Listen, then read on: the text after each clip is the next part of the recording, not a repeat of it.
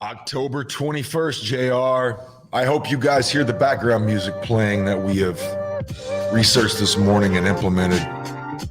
Coming to you on a Friday, October 21st, the year of our Lord, the day after the Arizona Cardinals saved Jeff Bezos and Amazon.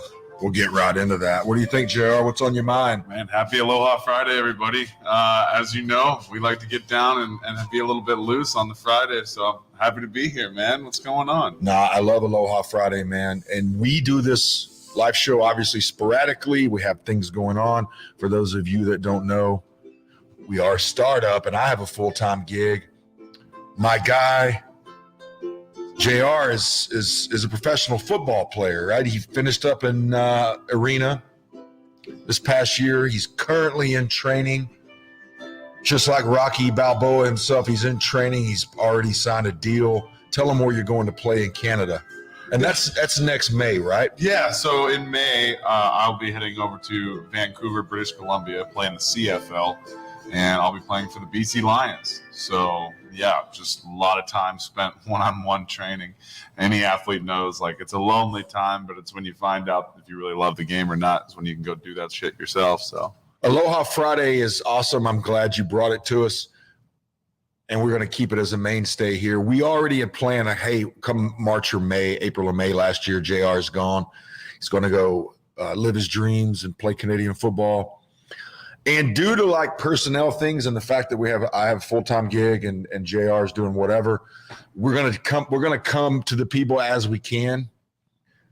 It's not the optimal cruising altitude that we're looking for, but duty calls, and both of us respectively have things going on that pay the bills, right? Yeah. This is until we get that $10 million deal from Caesars or whomever. What we do outside of here probably is more important to the show than anything, right? Because that's what we do. Build the resume, build it up. And no doubt wherever you land, you're going to come away with Canadian football, or even as you make it into the NFL, which I don't know if you've been watching lately, JR. The NFL as a whole, they need some linemen. They need some offensive linemen. Quarterbacks are getting completely an orthopedic surgeon's dream is an NFL quarterback right now, right? I'm seeing some things. I can agree with you on that. I'm seeing some things. Yeah, you're like, hey, I can you could pay me $10 million to miss that block, right? Well, I'm a big fan of yours. You're going to make it work. I know this for a fact. Whether or not you ever play in the NFL, you're going to make friends wherever you go, man. That's your innate God-given ability is people like JR. I appreciate that. There's a currency in that a lot of people, I tell, my older kids, like, that people don't understand. Like, you can be a complete asshole all the time, right? Mm-hmm. You have an ability to talk to people and make them like you and can steer them. I don't think you're an asshole at all, but the gift of making people like you, you got it, man. You got it. You got it, bro. That. I appreciate that. I really do. That's why you keep the dream alive too. It's like, you can't just be football while you're playing. Like, the people I've met along the way is just too good and too special to put down.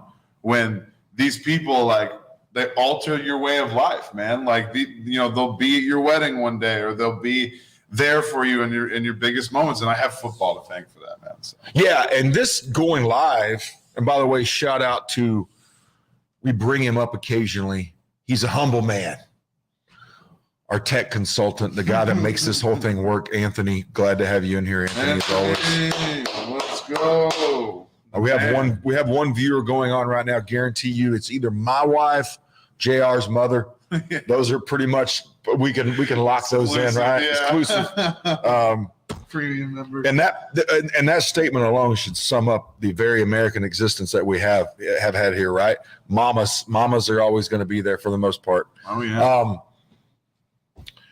Thursday night football. Let's look at this, JR. So I jokingly said at the first that, but I really wasn't joking, that the Cardinals saved Jeff Bezos. Look at this. Look at the score. Let's look at the score. Everyone was freaking out. Amazon, all the pundits were saying, you're forcing us to watch Thursday night football. There's no juice. There's no offense. What's going on? Give you an example. Week 5, 2 weeks ago, right? Colts at Denver. It was Colts 12, Denver 9. You remember the fans were leaving that game early, and we're like, hey, Amazon may have a stinker on their hands. They were all saying it's the worst game ever. Yeah, but let's be honest. I don't know that Bezos has ever completed or started a task in his entire life that didn't turn to gold, right? So, I mean, 1 or 2 games. And then the very next week, Travis's Washington Commanders versus the Bears. I think they said that was the second worst game in history. What a coincidence. Or back to back, 12-9. So you're looking at basically 40 points scored over 2 weeks and a total of 2 games, right? You take all those points, you throw them in there, it's 40. The Cardinals did that by themselves last night, and they were having trouble fending off the Saints there, but they did at the end. So I would correct my statement and say Kyler Murray, Andy Dalton both contributed to saving Jeff Bezos from flinging himself off one of his super yachts because of the ratings. And I give Dalton credit. Dalton's responsible for 14 of those points via pick sixes thrown essentially back to back within a minute of game time. If he doesn't do that, and I like the Red Rifle. He spent his time with Dallas and did other things, but 2 back-to-back, it did him in, man. And I think the pivotal moment, I don't know if you noticed, when Kyler cussed his head coach out. Big moment. Yeah, the tensions get high. When in games and stuff. And I that was when they were down, I think, at the start of the game. And so, I mean, just calm down a little bit, get settled. I'm sure that was more than just that night's worth of everything going on. So, I mean, it ended up working out for him in the long run. So, I'm just some banter, friendly work banter. Well, pressure builds diamonds, or basically blows the whole place down, right? We've discussed that old overused statement. But this pressure on Kyler, he gets what a lot of people, have said, overpaid at the quarterback position. He got a really hefty contract. He has a coach that is popular in every arena except for maybe coaching. He's very popular with the ladies. Cliff's probably a great guy. Never met him. But did you get the vibe, and I don't want to put words in your mouth, but did you get the vibe that when Kyler's essentially cussing him, that Cliff looked like deer in the headlight look, like he was like, hey, I should not dare cross him or talk back to the quarterback? Did you get that vibe? Did you see the look on his face? I just think it's really difficult to have, every conversation that's had between a player and a coach is all documented and recorded and put on live television, right? So any type of look or any type of way you say things, that's going to be extremely publicized right there, front and center on the jumbotron. So I know exactly what you're talking about. It's just, I don't know, when people get put on the spot like that, you don't really know how they're going to react, facial expression wise. Same thing with how they're going to talk, because like you saw, everybody's talking about it, right? It's out there. There's nowhere to hide. The eye in the sky doesn't lie, and that doesn't just pertain to your film. That also is like your character, what you're doing on and off the field, like especially if you're right there Thursday Night Football. He has been in the news a lot. There's a lot of thirst for Kyler Murray news, even back when he was getting his new contract, negotiating. I know there were a numerous amount of people that were up in arms as that contract essentially included language that forced him to carve out some time each day to study.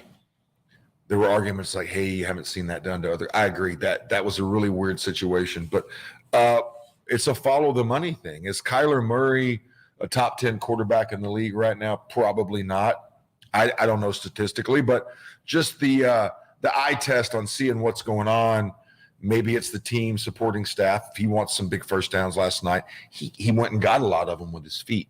But there's a lot of interest surrounding him, and it can go back to that adage, JR, follow the money. They gave you a ton of money, so there's going to be a ton of pressure, and there's going to be a ton of shit talk from opposing fans, even the media people, probably even the media that covers you there locally. Of course. But you get paid a lot of money, a lot of expectations going on. I don't think that team, neither of those teams to me look like they're going to play in their division championship game. So it remains to be seen what's going on. That game as a whole is kind of weird, man. Like, I think the biggest weapon in the whole game, and he was utilized very lightly, is Taysom Hill. Mm-hmm. Now, I don't know if you heard the report or not, but he's been playing with cracked ribs. So wait, when that happened, what, week 5? I think he had week 1 whenever they played Tampa, which is what, 2 or 3. That would have been week 2. Yeah. 2. He cracked them, and he's been getting injections. This is when I was listening. I was driving in from Houston last night, and that was playing that. Hey, he cracked a couple ribs, and then he cracked another, and he's been playing with injections. Yep, week 2. He's on my fantasy football. He completely destroyed a couple weeks ago. But here's my thing: if he's hurt, he's hurt, right? If he's injured, he's injured. Winning, you're now 2-5, Saints, right?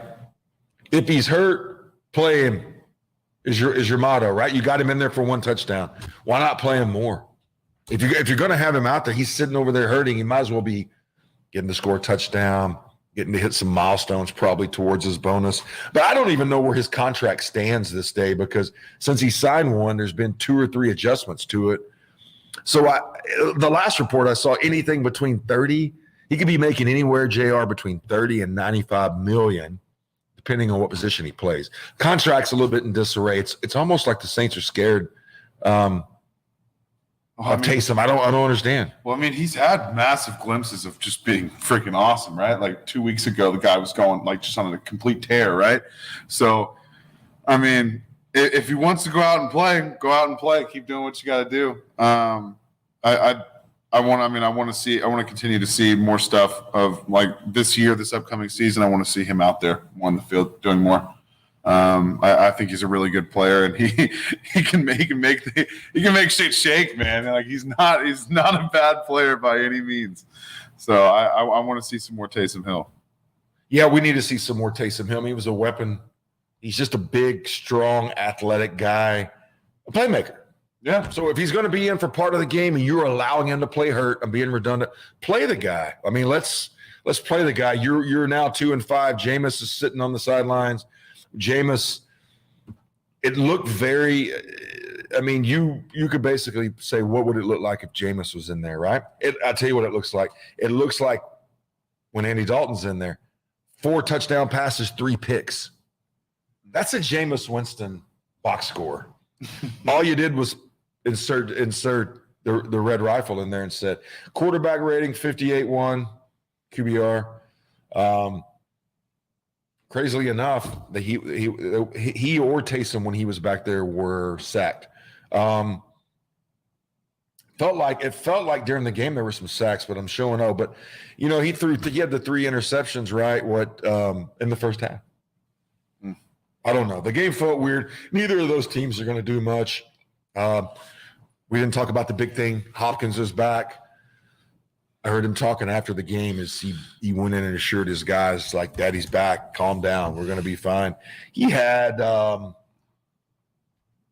tell you, he had 103 yards on 10 catches, no touchdowns. They got the win. That's what matters. So we are near downtown Dallas, and we're a startup, as we've told you guys before. Somebody texted me and said, "Hey, is that green screen? Is that fake? Because of the glare, you can't see." But that's actually the view. Here's we've got Luca over here. I don't know if we've got a really wide shot. The one, yeah. There's our Luca mosaic. People ask me what it is, and then you can buy our merch. The sports report. We report the sports on our link.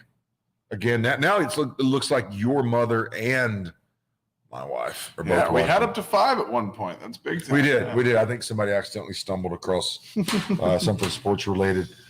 At 10:30, we're going to have a regular guest, friend of the show, former Alabama quarterback, receiver, kind of a Swiss Army knife guy, right? Mm-hmm. Blake Sims. And as Jake refers to him, 6, they played together, arena football. Sir. Blake is now over in Georgia doing God's work, coaching kids, and coming on the sports report. Lots to talk about. We did not get to talk to him Monday after Tennessee beat his boys. I want to get, that's what I love about Blake is he's going to give us, the bare bones. He's just going to tell us what's up, what's going on. Yeah, man. The college football world right now is just, I love it. I love every bit of it, man. Let's go take a peek at. We're live on the internet, so that's why I like, we do our pre-production. Don't get me wrong, JR is very good at pre-production, but let's look at what games, what big games we have coming up this week. Let's see here, big. I'm going from which conference I'm going to first. Okay. Here's one that's fairly intriguing for me. Kansas and Baylor at Baylor. Yeah, I'm really interested with that one too because Kansas is solid. They're not really, really good at the moment. I mean, they lost. They should not have lost to OU. That was a pretty big heartbreaker for me personally. I don't, starting off the year super strong. They should have definitely beat OU. Baylor, KU should still beat Baylor. I don't know how they're going to keep going though. Off of, it's a momentum thing, right? Once you start, it can all just kind of go downhill if you don't take care of, You're talking about, let's see, when Baylor played Oklahoma State. Is that what we're talking about? Oh, we were talking about. You're saying the game between Baylor and Kansas? Yeah, that's this upcoming weekend. So what do you think? No, that's what I was saying. I was trying to remember. Let's see what we have here. Let's look at this. Obviously, Kansas's only loss. No, wait, they've lost 2. Yeah, they lost at TCU. Yeah, how can we forget, man? They lost to OU last weekend. Like sometimes, obviously, I knew that, but sometimes. The brain gets jumbled. Yeah, Kansas. Yeah, we talked about it. Like I said, there's a lot of KU alum that live and reside here in Dallas. The storm in the field after every win. The football gods don't like that. They don't like it at all, especially at a basketball school. Them going undefeated, I think their fans knew it. Let's storm the field when we can. You think that was kind of the vibe? Yeah, I think you're talking about with OU, Oklahoma, or were you talking about Kansas? Oh, them storming the field just after every win in general. Man, I know you can't stand it, and I get it too. I wouldn't go out there and storm the field after every win, but Kansas has been historically bad the last several years, and even since I've lived there in Lawrence, it's been just a downward spiral since Mangino left. And ever since then, we keep hearing rebuilding phase. New coach comes in, interim head coach comes in. We're trying as hard as we can to get used to winning a conference game, right? Well, they start winning huge games, get up to 5-0. And then, I see the excitement. I'm sure the boys are tired of it being called just a basketball school, but it really doesn't matter because at the end of the day, we'll always be a basketball school. Kansas is basketball. But I hear where you're coming from too. It's not, in the big scheme of things, when you're trying to win championships in conference titles, things like that, you can't be storming the field after. You can't be in. Someone sent me an email before, someone very close to me, or it was a text or a group message or whatever that said how to know if you're a narcissist. And so I clicked on it, and after that I checked off like first 3 out of the 10 boxes, I just got out of there and said, there's no need to sit here and punish myself and read it, right? Kansas fans who say we deserve to storm the field, we've been futile forever, for years and years and years. Man, come on, get out of here, those fans, right? How many basketball titles have you won? How many times are you there? Like, that's a true narcissist. As an alum, if you're like, we must win basketball and football, the gods just don't smile that way. I get what you're saying, though, but I think they knew. But let's go back and look, because I think a lot of times, JR, these things take a life of their own. The momentum of all these stories is what we put into it, right? Some of them we get behind more for whatever reason. It could be anything. But let's look back at the Jayhawks football record, right? On these huge wins. Tennessee Tech, 56-10. West Virginia, 55-42. Houston, 48-30. Duke, 35-27. Iowa State. That's a big win right there. 14-11. Really, when they played two teams that, even though OU's reeling, right? OU is still a blue chip program. Mm-hmm. So although they can veer off the tracks, doesn't take long for them to get back on and steamroll some people before they roll back off the tracks. But the two teams they played that they should have lost, they lost. TCU and OU. The emotion in the locker room's got to be rough, man. You were riding the high, now it's low. Because of that, and because we're all human, because athletes are human, Baylor at home will probably, my guess, absolutely steamroll Kansas this weekend. I'm gonna go more towards Kansas for the fact that they're having an issue with their quarterback right now being healthy and everything. So 10 points to a pretty subpar Oklahoma team, and you lose to the best team in the conference by 7 points.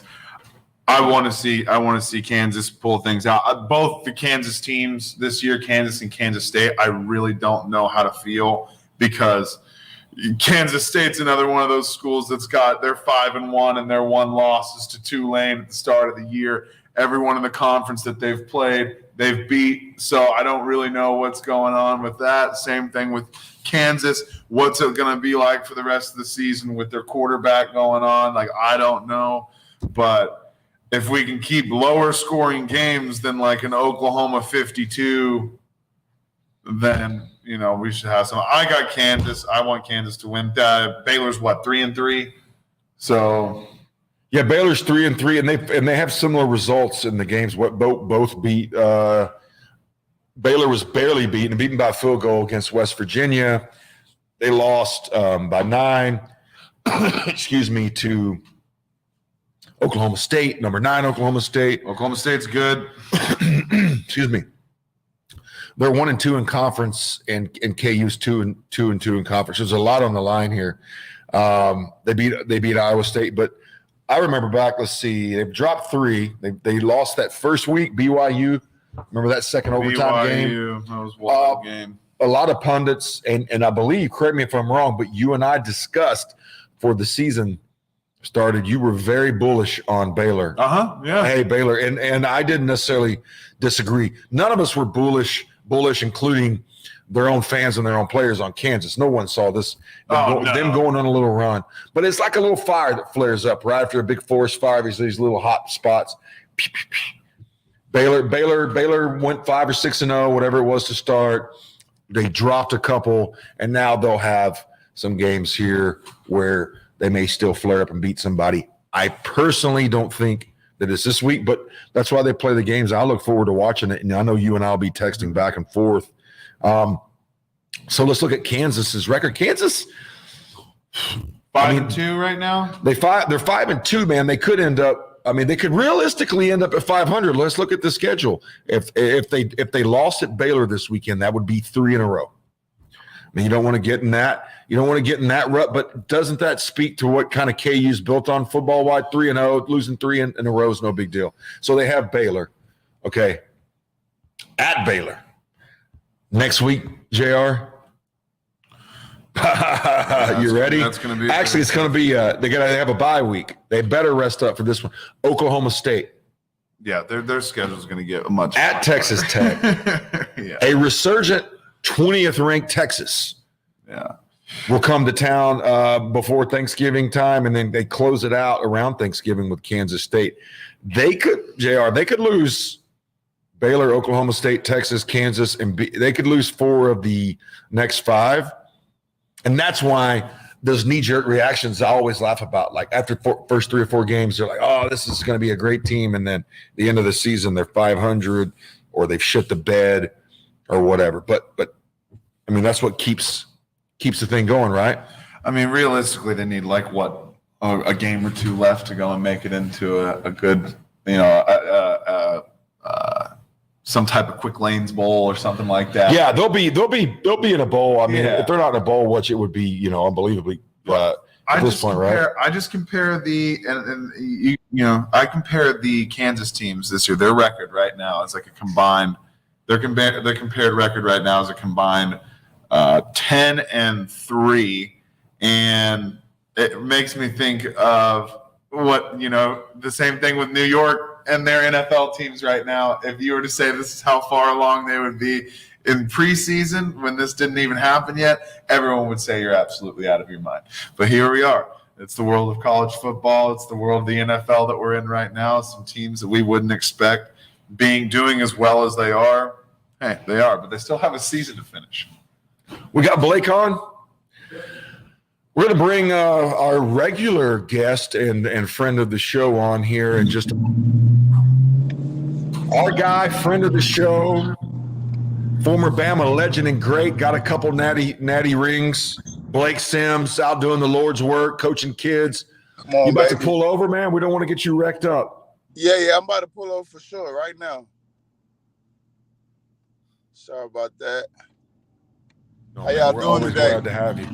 How y'all doing today, man? We're doing good, Six. It's good to hear from you, brother. You know it, baby. You know it, man. Another good day that the good man upstairs done allow us to learn some lessons. Oh, absolutely. Absolutely. Did you watch the game last night, the NFL game?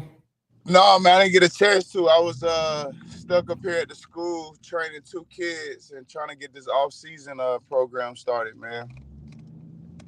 Blake, we need more people like you out there in the streets, man, doing the good work. I'm glad to know you, man. Well, you got to have somebody to set the example, right? And you're paying it forward, right? Someone did that for you. I know there's got to be one guy, and that's a different episode where we can shout him out and get him on the damn show. But there has to be someone in your life that propelled you, made a huge difference. You're like, man, that from what that person said, him or her, you could take that and make a weapon out of it, right? And be like, hey, that guy believes in me. Said I'm pretty cool. No, for sure. And it just allows people to, understand what you're trying to do and help them understand like where you coming from, what place you coming from with all this, and that you're not just in it just to do it. You here to help the kids and make sure they understand the situation. Because one thing I'm gonna bring up a couple athletes, and I'm gonna start off in Georgia and extend it to Alabama and make it like a tour, just us going to all schools that allow us to come in and speak about one thing I see a lot. I got the idea from Reggie Bush of watching I Am Athlete with Brandon Marshall and a lot of more good athletes that have passed from there.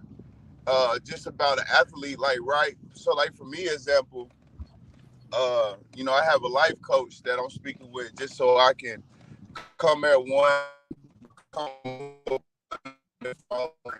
over some scars that I went through playing football, and I think a lot of people don't know go things that we Are we care losing him, about. guys? I think he's frozen. Well, let me know when he comes back on. Blake, if you can hear me, you want to text him, JR, and just be like, hey, or obviously he's driving, so we're not going to text him, but so then I said, go for it. All three people watching. I said, go for it now because I can see the camera. It looks like he's parked. So hi. Let's see. So you back on, my man? Yeah, I'm here. Let me step outside real quick. Yeah.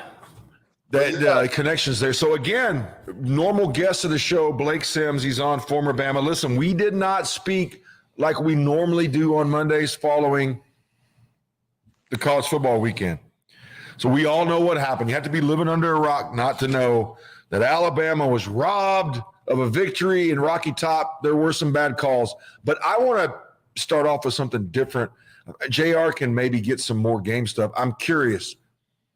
You guys, Saban does his things a certain way, right? It's a routine. It's reproducible. We do it the same way every week. Alabama does not lose a lot of games and has not lost a lot of games under Saban, JR. On top of the normal pressure that Saban puts you guys throughout the week, what extra does he do to basically rub it in on those weeks you lose? Like, is his focus different? Is the message different? Yeah, I think his message is different. He speaks upon things that he don't feel like at this point of the season he should be speaking on, right? I think one thing Coach Saban will do, he will go back to square one, have them guys understand the Bama way. Don't go by me saying that. Don't get me wrong. I don't think that the guys have forgotten about the Bama way, but hey, we all need to be humbled at some time, right? So I think that's what Coach Saban is doing, just humbling them guys, bringing them back down to earth to understand, like, hey, you got guys that came here and set the Bama standard, and everybody look at us a certain way. So now we done took a loss, and this is the situation that we are in. And whatever situation they're in, Coach Saban is breaking down to them and letting them know, hey, the rest of the season is in your hands. So how we finish determines, and lets me and the state of Alabama know how much y'all care about this team. I like it. I know your guy JR's got some questions about the game. What's going on, Bo? How are you, Six? I'm good, man. How you doing? I'm good, my guy. I'm good. So, talk to me. What were your key notes? What were your takeaways from that Tennessee game, man? Like, well, Tennessee obviously really liked that, or what? Man, they are, bro. They're a very fundamental team. You could tell that all of them are on the same page. The connections there. You can see when the cameras was off, you could see how hard they was working for connection. Connections with Hooker and his wide receivers, of timing, getting the ball out, wide receivers sticking their foot on the third step, getting the right 45-degree angle. They came ready to play, man. They showed that, hey, Alabama's rolling in and we're not scared. We're going to give them a game. I will say, and not giving no excuses, them refs was suspended 2 years ago in the Georgia and Auburn game. So great job, Tennessee. We played, 13 guys on the field, and we only lost by how much we lost by. So that shouts out to Alabama. I will say that, like, I didn't like how Alabama played. I didn't like how they played. I feel like we was behind the eight ball, and by the time it was time to catch up, we did catch up. But when you have a team that's on that pace that Tennessee was on all day, it's hard for you to stop a team like that, right? When they on that groove and they on a good motion and they feeling themselves, and then you're in their hometown. So, and they all, the saying is, when you go to somebody else's stadium, you're already down 6 points. and that showed that game right there, man. I mean, it was a great game by both sides of the team, but I think Tennessee and also Hooker has gained a lot of respect around the nation. Oh yeah. I mean, one of the most badass things that I've ever seen in sports, I mean, college football in general, man. You're an offensive lineman for Tennessee. You're looking at the best defense in college football, and you see their starting left tackle go out there, throw up while he's getting a play call, look over at the defensive lineman while he throws up, nodding his head like, yeah, I'm coming I'm for you built next. for You're this, man. next. And I'm built I'm for this. I'm telling you, that gives me chills. You reach a certain point where you're like, F it, I'm going to find a way to win. Doesn't matter who's lined up against you. You reach that ultra instinct mode. You reach that point where, and that's where I saw Tennessee, man. I'm thoroughly impressed. I think Hendon Hooker's a really, really talented quarterback. I think they've got a really solid team. Alabama's obviously got a lot to do. You've talked a little bit about the game planning, the game planning coming up for the following weeks. What are you looking forward to, and what needs to change for this Mississippi State game? I mean, I think it's just amongst the players, right? I think it's amongst the players. One thing Tennessee did great was they seized the moment. They seized the moment. They understood what moment they was in. They wasn't worried about the following weeks that they had coming up because they got a good game coming up. They got Georgia. That's going to determine a lot of the SEC championship, the playoff polls and everything. So they got to stay ready, man. Alabama, man, I think Bryce and the leaders just need to come amongst each other and like say, hey, that's a loss, man. Let's not let that determine the rest of our season. Because the history, I mean, let's think of the history of Alabama, right? I'm gonna just go to the last 5 years. Alabama has lost at least one game every year, and we have been in the national championship, right? Oh, we had also been in the SEC championship. So them guys need to stay positive, get that hunger back up under each other. Whatever they need to do, man, they just need to get upon it. And I'm still a true believer in Alabama winning the national championship this year. Yeah, I mean, they still got to go. They still got to go through Georgia, Tennessee, for the majority of their season. They've got a Tennessee Martin game tomorrow. They're going to play a ranked Kentucky team, but overall, really, the glaring team that they have to play is Georgia. We're going to find out very soon if they can pull that off too. Otherwise, Georgia's going to be outright, and we're still going to be in discussion with Alabama and Alabama being being a champion this year. Same thing with, Alabama's got to end up playing Georgia, showing what they've got too. So it's a give and take right now. We've got this upcoming week.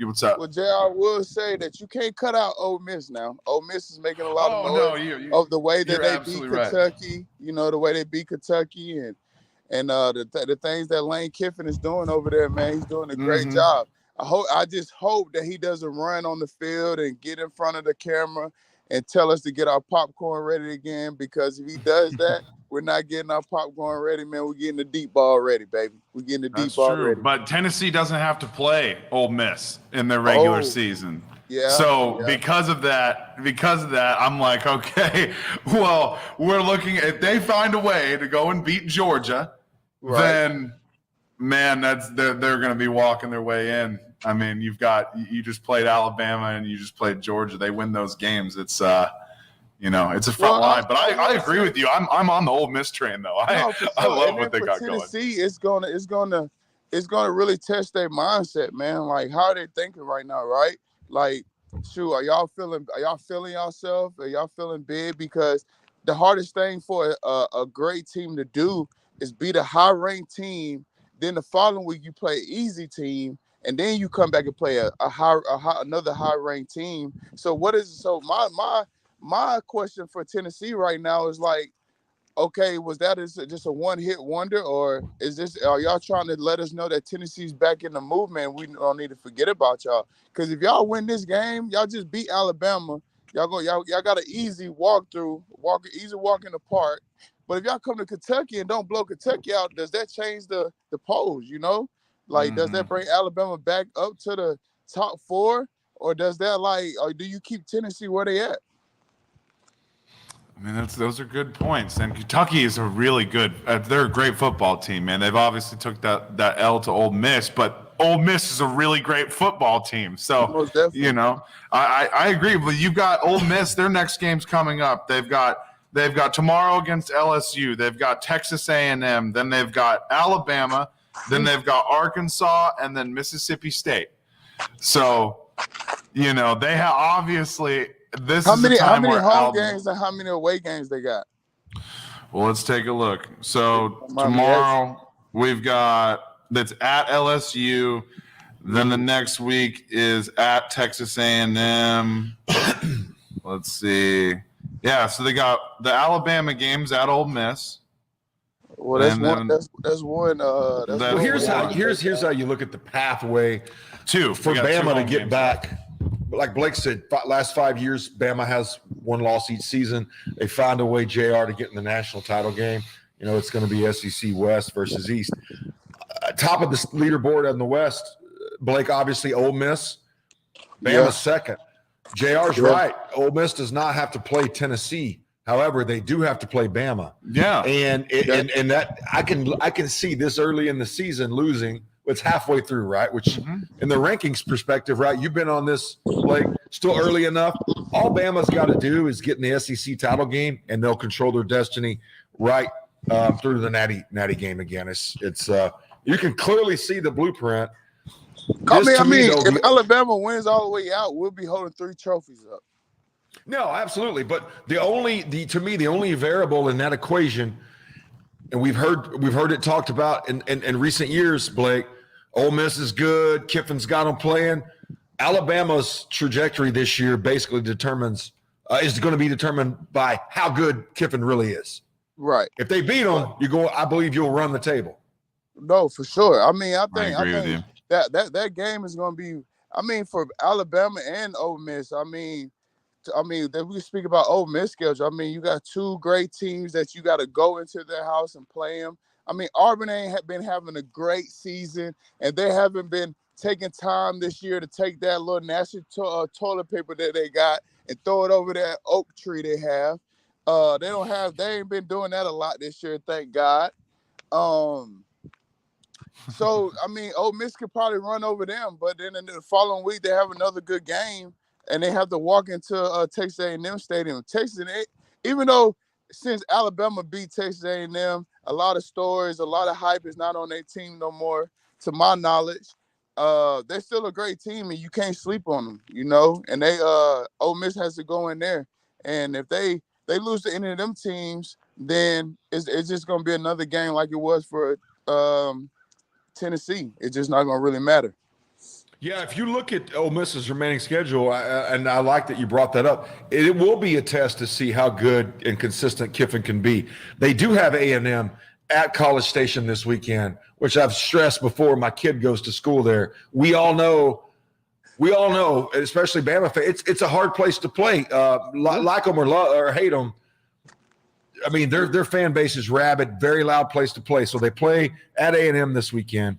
Mm-hmm. Then the game was at Tuscaloosa last year because I was there. I really think, Blake, we should probably go to that game next weekend somehow together. It's at Ole Miss. Then they go to Arkansas. The one game that's interesting to me. The one game that's interesting to me, and it won't really matter if you guys beat the brakes off of them or even beat them by 1 point, but they got to play Mississippi State on November 19th. So they could lose tomorrow to A&M. They could lose to you guys, beat Arkansas, lose to Mississippi State. And the complexion of this whole season looks completely different because Blake's been in this situation before. He knows right now the pressure on Ole Miss has got to be more than ever before because they can see the pathway to play in the SEC title game and probably play in the Natty or the playoff. Quick little insider. Last time that we was banking on Ole Miss, we was banking on Mississippi State to beat Ole Miss was in 2011. It was 2011, 2012. Ole Miss lost to Arkansas on like it was the last play, crazy end of the game play that Arkansas. I think Arkansas pitched the ball back like 3 times. Do y'all remember that? It was on ESPN. It was Arkansas playing Ole Miss at Ole Miss, and Arkansas threw the ball back like 3-4 times. That's when they had that great running back. He was number 3, and Arkansas beat Ole Miss at the end of that game, and that allowed us to go to the national championship. It didn't allow us to go to the SEC championship, but it allowed us to go to the national championship. Right. And sometimes those weird variables come in. I kind of remember that play, but that's why we have you on here, is that you are the de facto Roll Tide rundown expert. Gut feeling though, right? You are a Bama guy, so I feel like you've got to have a certain allegiance to say certain things. But you, on a scale of 1 to 10, and I'll ask JR the same thing. Scale of 1 to 10, where do you feel the likelihood is Bama just runs the table and wins the whole damn thing again? I mean, man, we got the whole world against us, man. I think. But you like it that way. Yeah, I love it that way because when you win a national championship, it's all about saving, bro. Like at this point, like everybody wants to, everybody wants Alabama to win, and we want to add more. We want more trophies and stuff like more gold to hang up. But man, is it Saban? Ain't no telling when Saban would be done. So you want him to add even more and more to his resume, and he's also chasing Bear Bryant. I think if he wins one more, he would be ahead of Bear Bryant, one of the best. Crazy. Best coaches that ever coached in the NCAA. I think that's what he's trying to do, and I think it's a great chance that Alabama does it, man. We done prove it over and over, so I'll be crazy to sit here and be like, I don't know. People say that we're done, right? People say that we're over Paul Finebaum. When I see you, man, I got some words for you. I love Paul, man. Paul's a great guy. I don't know why he likes to speak bad about Alabama, but he says that he feels like we're done and we're out of it and we're not gonna let it happen no more. Well, Paul, I'm ready to see who else is gonna step up. You thought it was LSU when they had Joe Burrow. That's done. You thought it was gonna be another team, this team. I want to see what team steps up to show me what team is going to take over this dynasty that we're having right now, and I'm waiting to see it. If you ask me, I feel like it would be Georgia because Kirby Smart is doing a great thing. He's taking the recruiting process and the things that he learned from Saban, and he done took it to Georgia. You got Scott Cochran over there helping them. They got a great thing going at Georgia. I mean, when you see them play, other than when they play Missouri, they're dominating every team that's in the nation. That's the only team I see. So, Paul, I would like to know, what team do you see being the next dominant team other than Georgia? And it's funny you say that. He probably doesn't care because the Alabama soundbite's going to get enough that no one's going to follow up and ask him who he thinks will replace him. But what's amazing to me, JR, and being Blake and being someone outside of the Alabama orbit, circle, fraternity that you'll forever be part of, is that every week you get everybody's best shot. Mm-hmm. Think about the few amount of – we don't talk about it enough. College football as a whole should be embarrassed to me that every year Bama finds a damn way, right? And all these other schools, they don't have any money, right? Texas doesn't have any money. They do have a lot of money. But it's the guy up top. He sets the tone. Blake and these guys they would kill over him, right? Absolutely. I just see it as embarrassing to me a little bit that every year it's the same old. You get everybody's best shot. You can still repel them. There are grown 50-year-old men on TikTok that live in Tennessee crying, sobbing because they finally beat Bama. That's cool. It's also sad. Right. Yeah, I'm glad we can bless them. But one thing, I'm glad that you said that, Rob. I'm a big Christian man, and I'm very happy that we can bless everybody. I mean, like I was telling my man Edwin that played DB for Georgia back in the day, I said the great thing about it is God places you in positions every day, right? And every year God blesses one SEC team to beat Alabama so you can stay relevant, right?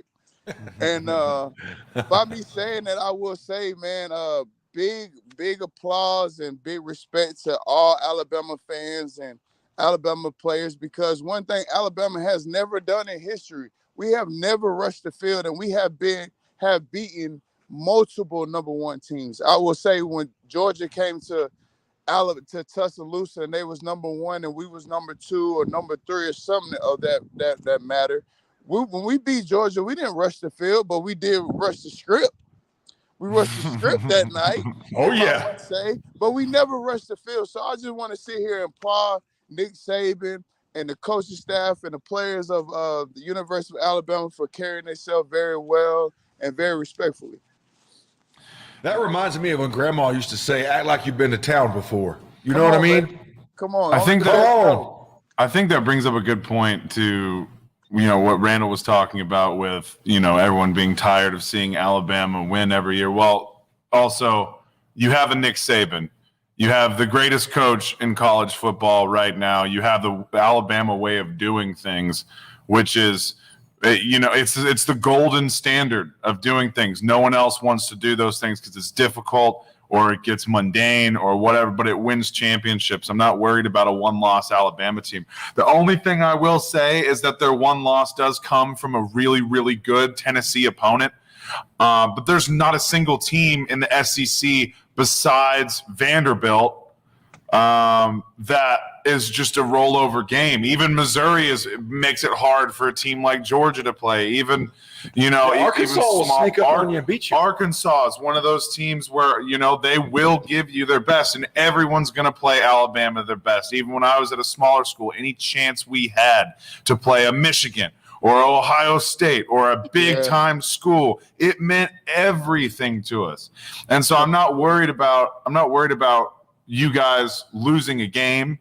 It's really just, what are we going to do from here, man? Because you're absolutely right. Every year you're going to find an Auburn, or you're going to find a Georgia, or you're going to find somebody that's going to come in there, upset Alabama, and we're going to talk about it for the next 3 weeks. But lo and behold, who's in the SEC championship? Who's in the national championship? Same story, different year. Same thing. So Same story, yeah, baby. I'm still on that Alabama train, man. I am too. I mean, it's starting to look like it's lining up, JR. Right. But And I know you need to go. I would say that anytime Alabama has lost, the next game we have beat every team that we play after we lost. We have beat them by, I think it was either 14 or 21 more points. Sheesh. Well, sorry, Mike Leach. Last thing, you've been on 30 minutes. I know you got to go bless the kids with your time. And and JR and other people talk about the Saban way, the Saban system. It's reproducible. You do it. But I want to know, of your years there, of being able to fall in line with how he wants things done, what is the hardest part of playing for Saban or being part of that program? Individually as a player, what was the hardest thing on you to maintain? The hardest thing for me, man, when it came to Saban was not understanding what he says, understanding how he says it. Because sometimes Coach Saban, because he's a psychology major in college, right? Sometimes Coach Saban will say something and you'll be so mad, and then 2 weeks later it'll hit you and be like, "Oh dang, Coach just want to see me do great." And then his message was just something to let me know that, like, hey, I need to get my stuff together because I can help this team out, and I can also not just my team or the University of Alabama, but also help my family. Absolutely. And that goes to show, JR, a lot of men want to be leaders and they want to be the guy, but there are really truly, and I'm an ex-military guy, I've been around some guys, there are very truly not many men on the planet that are true leaders of men. There really aren't, right? There's a lot of guys that want to be, and a lot of noble efforts and all that, but guys doing it at an altitude that Saban does it at, man, those are rare. Those are rare guys. There's a Belichick, there's a Saban, and that's just from the sports side. But in real life too, we know some of those guys that they had been put in different situations. They could have done great things, but true, real leaders of men that aren't afraid, JR, to fail and do it over and over and over the same way and take all the heat. It's rarefied air. That is facts. What do you got going on this weekend? We're going to cut you loose. What big plans? No, I'll be up here working, and then once again be training some kids on Saturday. Starting to train my little girl. She's starting basketball next month, and got to get her ready for the season, man. Get that three together, get that crossover together, and but I'm very How old is excited she? to start training her because like she hears so much about my history of the game, of the football game and basketball, and just I show so much love for her. And I think the first time I yell or mention my favorite phrase, JR, I think she's gonna look at me and be like, Get "Oh that my thing twitching gosh, now. is this the Blake Sills that everybody tells me about that I never see?" Man, get So that thing twitching, man. Get that yeah, thing man, twitching. I'm gonna get it twitching in. Hopefully, tomorrow when we go home, she won't be locking me out of her room or wanting to stay away How from old me. is she, Blake? She's 13. 13, getting that crossover going. Where are you today? What town are you in? Tell everybody. Right now, I'm in Marietta. Oh, yeah. Marietta. I'm at Mount Bethel Christian Academy right now. This is also where I coach and also where I work. And we got a great thing going. We just got done with our first season of football in school history. My boy Mathis Katoon scored our first touchdown for our fourth, fifth, and sixth grade. And Johnny scored our first touchdown this year for our seventh and eighth grade team. We didn't get no wins, but hey, we're building, man. We're building. We're seeing a little, see a lot, see nothing. So that's our main motto, and that's what we're going by. And we're building, man. We got a lot of great kids that will enroll next year, and we're just getting the ball rolling, man. And I'm just trying to turn this over and bless these kids as much as I can. Well, you're blessing me from afar, just telling the story, right, JR? I mean, I'm impressed, Blake. Always have a great demeanor, positive outlook, friend of the show, and a correspondent for the Sports Report. So one day when we're a big deal, 10 years from now, you'll be Most definitely a big deal with us. Yes, sir. Yes, sir. That's the plan. One day I bring one of my quarterbacks on or something and let y'all talk to him and talk to his mindset, because we all talk about, because I got a lot of my players Georgia fans, Florida fans, and I use that just to I know they watching the game, so I use that as more of my film study than anything. Absolutely, and we hope to have other guests that you bring on. Off season is the best time to talk to these high profile guys. We want to peel the layers of the onion back and figure out what makes a guy like Bryce or other guys tick. So yes, sir. Always, man, appreciate you. The sun's shining bright there. It looks great there today, JR. Mm-hmm. Yeah, it's a little chilly here this morning. No 30s, 35, 30, 38. Keep smiling on us, Blake. That thing right there, the grill of yours is worth $1 million, bro. Man, I appreciate you, baby. I appreciate it. I'm going to keep using it now. That's how that's good. Keep rocking on. We'll text you this weekend and go ahead and say it at the end of the episode, what you want to say. Roll Tide. Roll Tide. Blake, love you, man. Have a great weekend. Love you, Blake. Love you. Man, that's a great dude right there. Anthony, could we go on a couple-minute break? What do you say, JR? We deserved after that. Blake was working overtime today. He was on for 30 minutes. That's awesome. Right. Look at that transition. Look at that. Oh, yeah. A little redemption. They didn't get to play each other.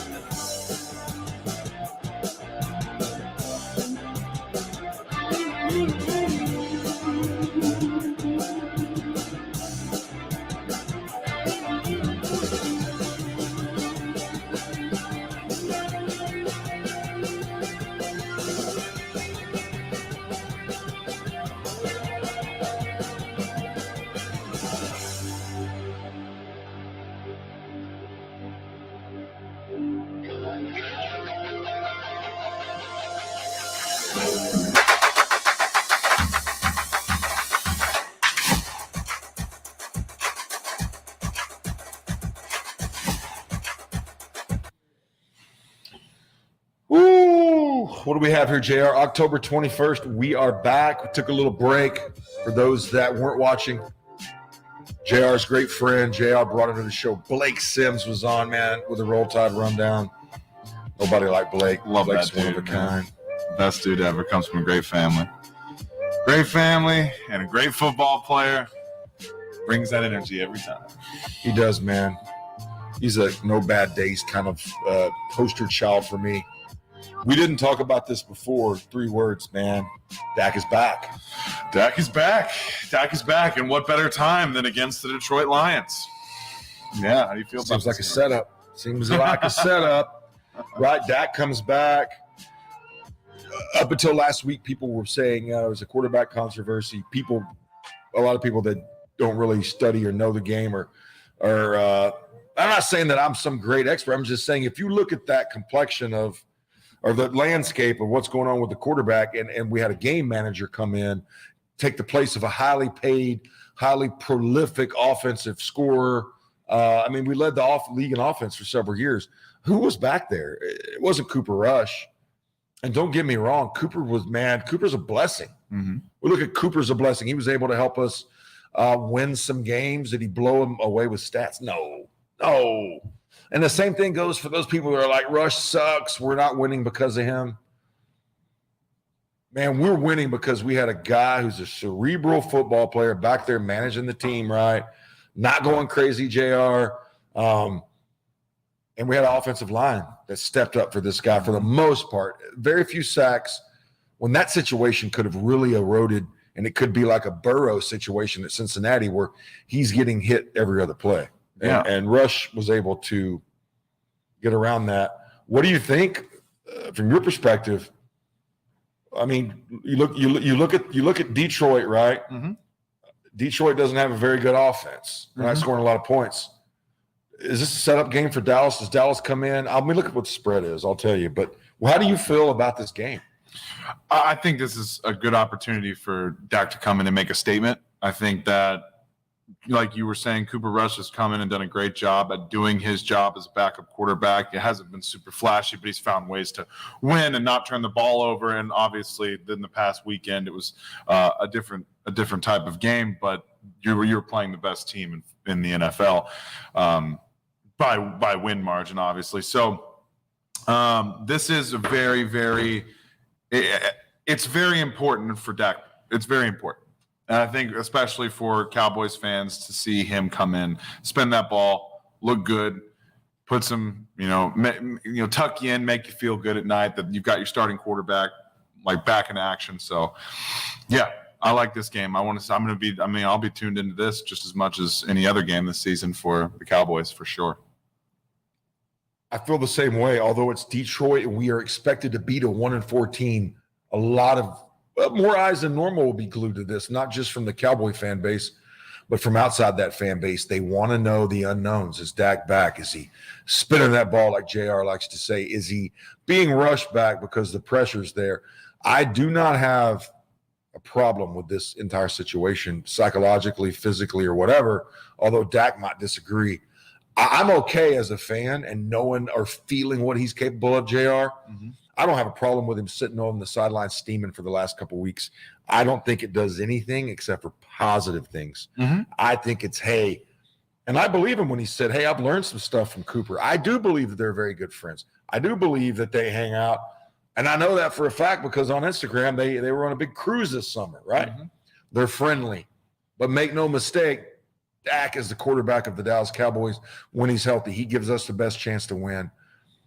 Love Cooper. And again, he's a blessing. He's a guy that you want to have. I don't know if he can start anywhere else, but I bet you someone's going to pay him the money to figure that out. Absolutely. And he hasn't been flashy. Yeah. My argument to that, which I brought up initially in the first place, is that Kellen Moore has decided to go to the run because maybe unlike, last year, he probably looked at the stat that said we're, unbelievably hard to beat when we rush for over 100 yards. So those are some of the reasons that also Cooper may not be that flashy. But he did what he was supposed to do. He dropped one. You see what happened when we put him in pressure to throw a bunch, which is not what he does, right? That's what Dak does. And Dak runs. We'll see. And Dak will get in some ass too if CD's dropping passes. Of course. Yeah. These guys dropping passes. Hey, man, you guys wanted me back. Here I am. Catch the damn ball. Run the damn ball. Cowboys by 2 to 3 touchdowns this Sunday in my mind. Yeah, good problems to have with the Cowboys. I couldn't agree with you more. You've got, in my experience, whenever you get hurt, there's 2 things that happen. Either one, it starts to eat at you and you get even more competitive when you're thinking about that moment that you're going to come back. or two, you get complacent and you're like, oh man, I'm glad I'm not out there right now because I couldn't do this or couldn't do that.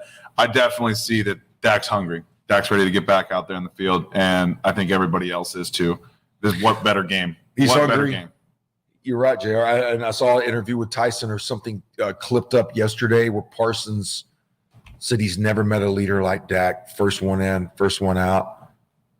I honestly thought I would be hearing Dak say that maybe about Parsons.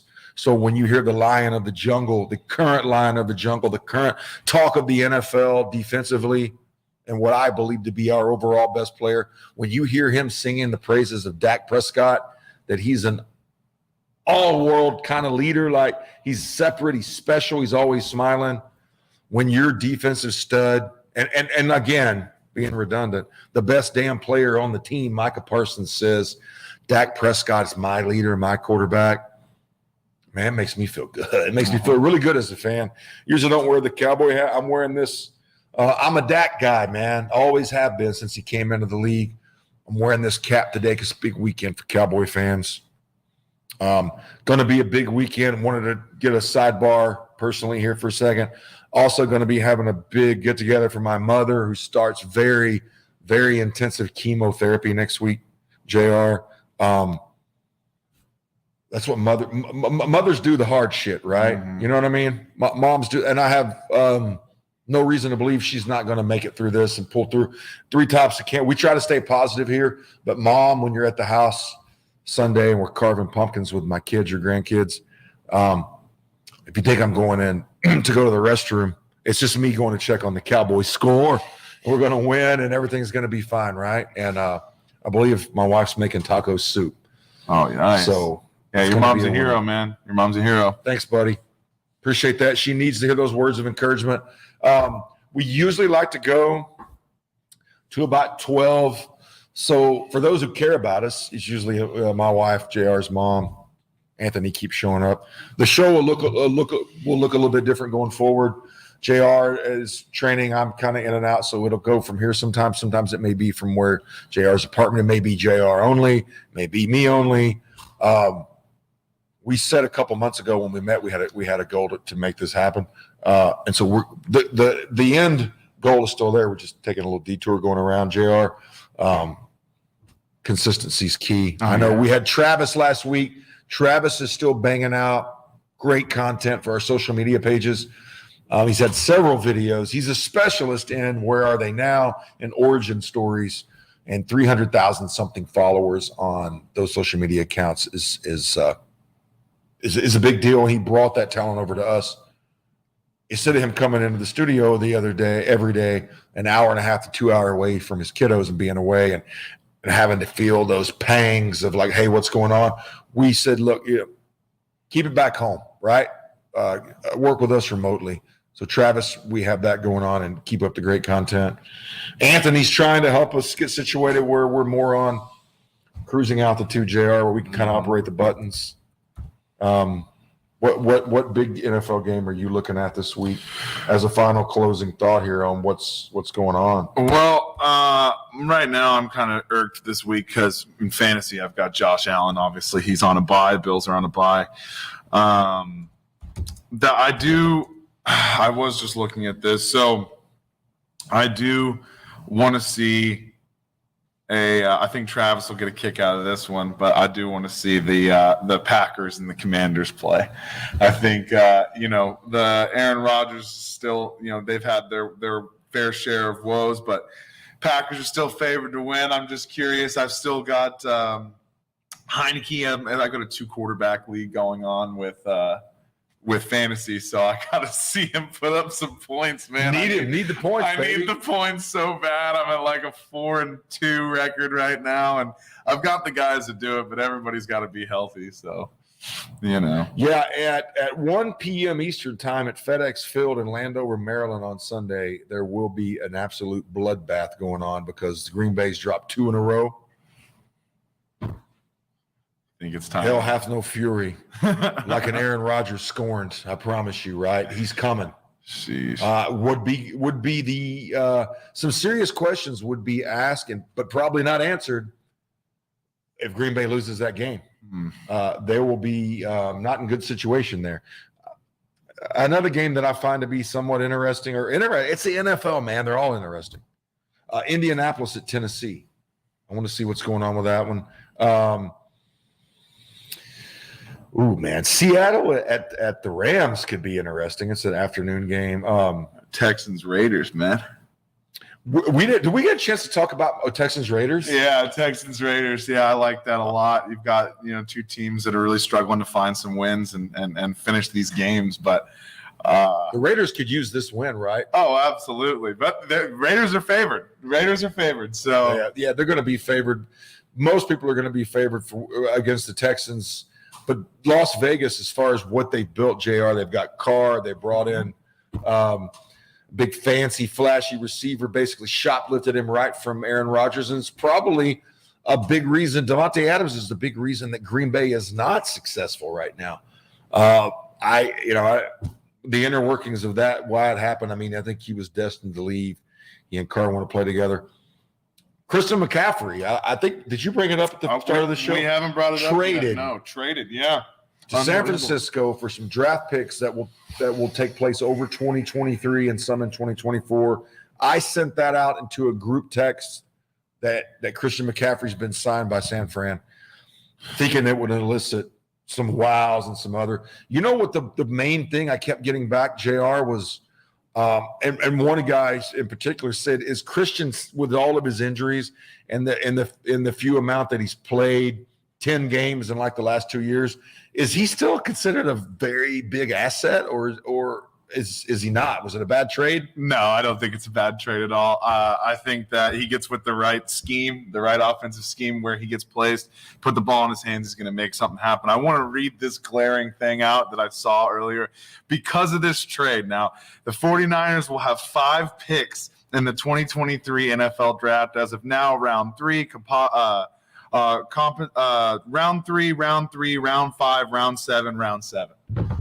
I mean, holy cow. You're saying they're still going to have that many? They're still going to have that many. There were some compensatory draft picks, I think, they still held on for things that happened with the league. So, yeah, both the round 3s are those. And then we've got round 5, round 7 because of Denver. So I like what you said when you're breaking down and doing the analysis of, is Christian considered an asset or is he considered a bust? Well, first of all, sometimes a change of scenery does a body good, right? Absolutely. Kyle Shanahan is going to know. He's probably been dreaming at night for a while. Hey, if I had Christian here and Debo here, and you got Kittle here, and he's probably been doing these plays in his head for a moment, right? They've talked about it before. They didn't just go get him on a lark. He probably drew plays up for the owner, like this is when he's going to score. As a defense, those guys present a big problem. Debo, to me, we obviously lost to them last year. Debo is the biggest weapon in the NFL. I mean, I don't know if you agree with that, but he's just kind of a Swiss Army knife guy. Run the ball, catch the ball. Man, it's going to be really rough on teams to try to stop him. Very true. And I bring him up because, Brandon Ayuk also, right, is in there as a running back. I mean, that's another name you can throw in. They can make plays every single time. But I bring them up because obviously the trade's in the news. But you know who they're playing Sunday? The 49ers? Chiefs, right? Yeah. Yes. Yeah. So that's going to be Christian wasn't hurt. He's not coming off IR, and he's actually playing right now, right? Mm-hmm. So they're going to be in San Fran. It's going to be one of the afternoon games, the 3:30 games. Kansas City. I mean, it's going to be interesting. So no one thought they were going to lose to the Falcons the other day. My Caesar Sportsbook app most definitely didn't, and I went in there. I see them beating the Chiefs at home.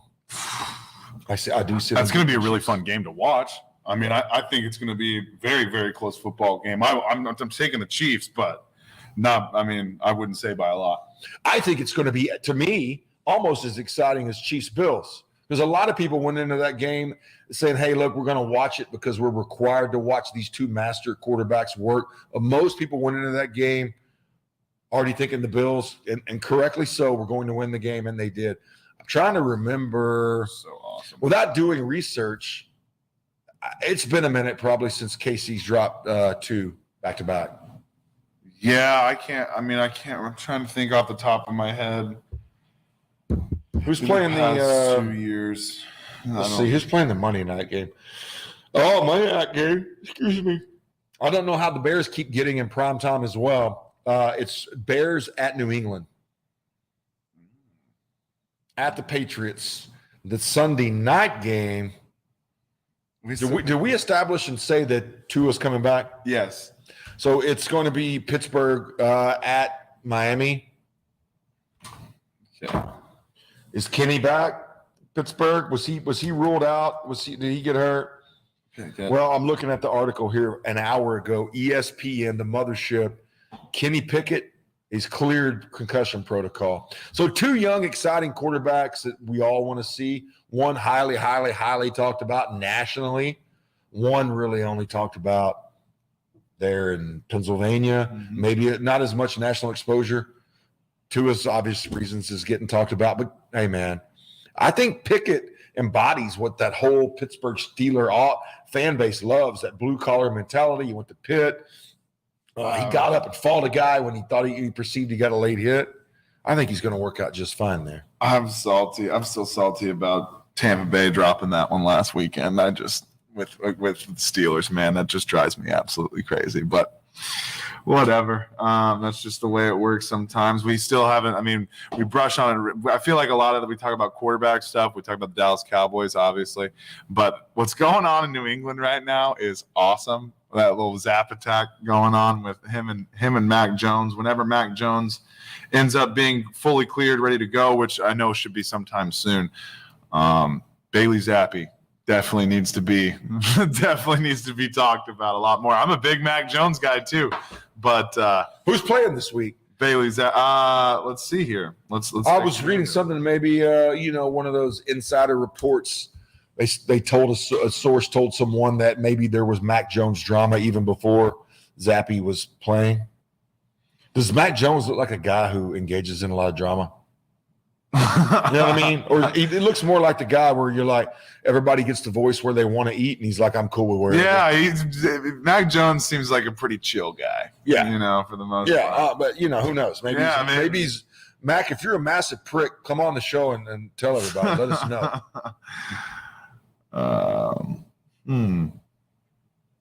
Yeah, so Mac Jones is taking snaps with the first team, the offensive line. This was during Thursday's practice. Just before ruling him out prior to the game. Let's see.